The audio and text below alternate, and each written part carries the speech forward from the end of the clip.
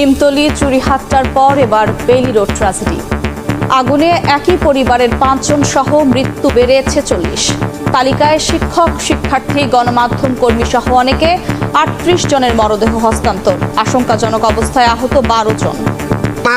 আমি কথা কইছি, কয় আল্লাহর কিরে মরে গেছে, তোমরা যাও। জুনায়েতে বলছেন আজমুল আমার সাথেই আছে, এরপরে আর ধরে না, আর ফোন ধরে না। ভাই আমি তো আগুনে আটকা পড়ে গেছি, এটাই তার লাস্ট কথা ছিল। 46 পেশেন্ট এখন পর্যন্ত আমাদের জানা মতে মারা গেছে।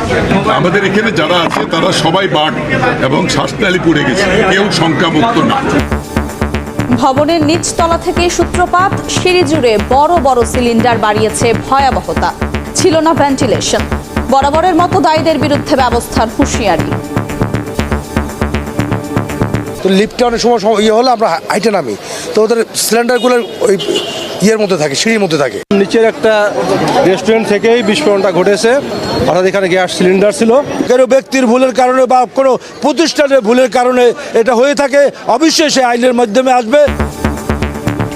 চট্টগ্রামেও কোল্ড স্টোরেজে আগুন, দড়ি বেয়ে নেমে আসেন বেশ কয়েকজন।